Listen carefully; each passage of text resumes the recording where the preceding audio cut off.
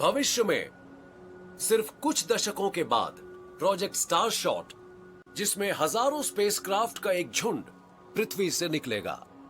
Andes mountains के पश्चिम में Atacama desert का यह हिस्सा इतना सूखा है कि यहां आज तक बारिश नहीं हुई है।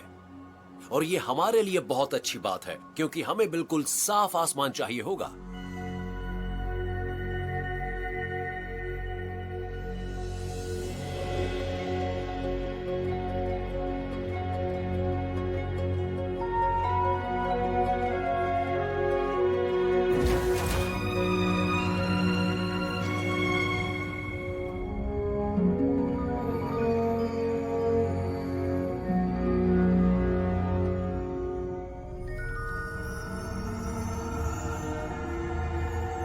जब पहली बार जीवन पानी से निकलकर जमीन पर आया तो उसे किसी ने नहीं देखा।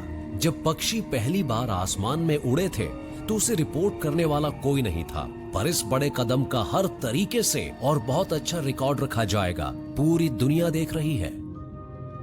आखिर हम पहली बार अपने क्राफ्ट्स को सीधे दूसरे सूरज के ग्रहों पर भेज रहे हैं। Alpha century system.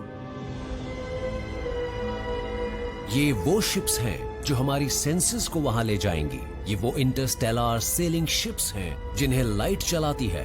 इनके हल्स का वजन 1 ग्राम से कम है और एक मटर जितने बड़े हैं, पर फिर भी इनमें वो सब कुछ बल्कि उससे भी ज्यादा है जो नासा के वॉयेजर्स में था।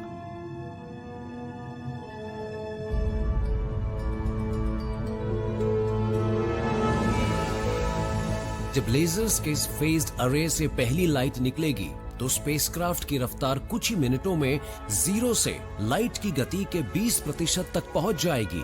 इस हर एक नैनोक्राफ्ट के अंदर वो सब होगा जो एक नए तारे की दुनिया पर नजर डालने के लिए जरूरी है, और उन सब दृश्यों और वैज्ञानिक जानकारी को पृथ्वी पर वापस भेजा जाएगा। अंतरिक्ष का ज्यादातर हिस्सा खाली है, पर वहाँ कुछ छोटे धूल के कण हैं जो उस तेज रफ्तार पे चल रहे नैनोक्राफ्ट से टकराने पर उसे बहुत नुकसान पहुंचा सकते हैं।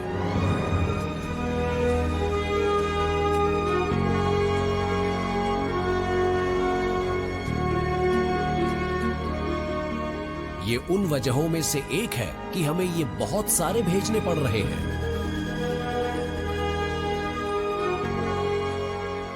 वॉयेजर 1 61,000 किलोमीटर प्रति घंटा की गति से चल रहा है।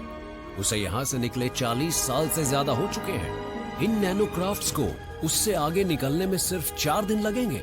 ये काफी तेज है, पर फिर भी लाइट की गति का 20% ही है। प्रॉक्सिमा सेंचुरी 4 लाइट ईयर्स की दूरी पर है, तो ये 20 साल का वन वे ट्रिप है। लेकिन क्या आप जानते हैं, प्रॉक्सिमा सेंचुरी में एक दुनिया ऐसी भी है जिसमें जीवन हो सकता है। हमारे रोबोटिक जासूस इन नई दुनियाओं की जानकारी भेजेंगे। उनके संदेश हम तक रेडियो वेव्स के जरिए लाइट की गति से पहुंचेंगे। उन्हें हम तक पहुंचने में 4 साल लगेंगे। 20 साल एक तरफ, 4 साल में वापस, यानी 24 साल का राउंड ट्रिप। आप में से बहुत से यहां होंगे। आप प्रकृति की किताब के उन नए पन्नों को पढ़ेंगे और लिखेंगे और बताएंगे कि भविष्य में कहां जाना है।